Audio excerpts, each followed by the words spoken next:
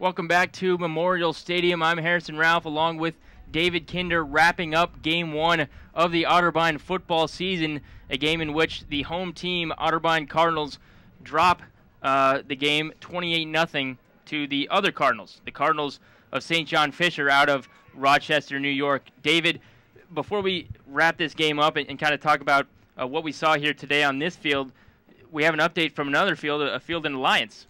Yeah, we might be a little disappointed about what happened on the field behind us, but if we can take a little joy in the fact that we were giving you updates throughout the game, we just heard it on the PA system that Mount Union, Division III Power, is losing to Franklin right now, 27-23 in the fourth quarter. That's a team that hasn't lost a regular season football game since the turn of the century. Of course, the last one, and Otterbein hasn't beat them since the 70s. They've won, I believe, 16 national titles since the early 90s, one of the most dominant teams in the history of sport, and they are losing right now, granted be a slim margin, to Franklin. So if you might take a little joy away from today, it's that Mount Union is finally losing a game. Well, and I think the big story there is that Larry Karras, the long-tenured head coach of the Mount Union Purple Raiders, someone that's just put together an unbelievable resume there in Alliance, Ohio, he stepped down, and replacing him is his son, Vincent Karras. And so this is his first game with the headset, as the head coach, and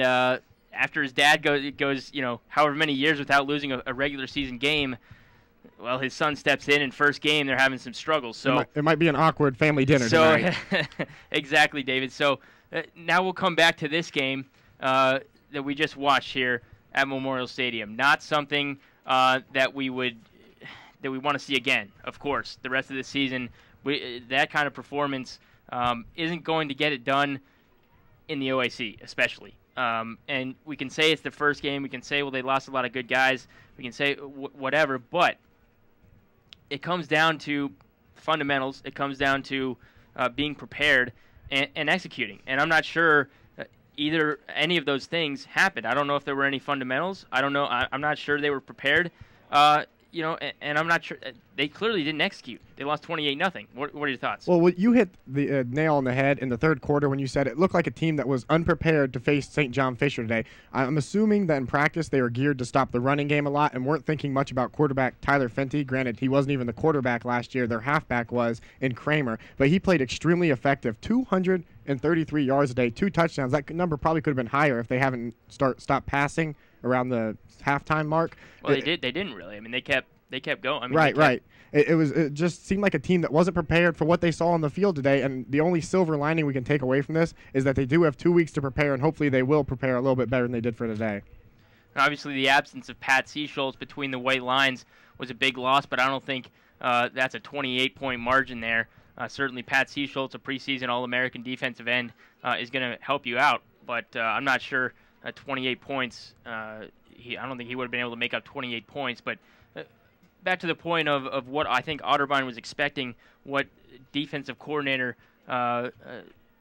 Coach Alan Moore was thinking coming into this game. Their strategy was, let's just stop the run. Right. They can't throw the football. Let's stop the run and make Fenty put the ball in the air, and we'll take our chances that way. Well, they took their chances that way.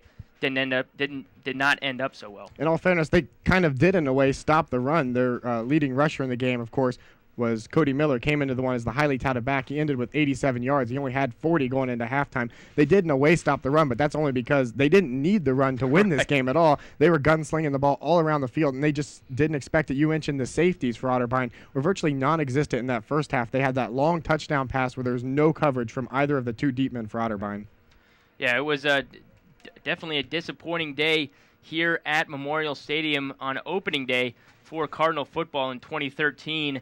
But we certainly hope you enjoyed the broadcast. We do want to say that our next broadcast, the next Otterbein football game, actually September 21st, will be homecoming against the Wilmington Quakers. So that can also be seen here on Otterbein TV. For all of our crew, our director Aaron Reinhardt, David Kinder here alongside me, and Harrison Ralph, we say good night and thank you for watching here on Otterbein TV.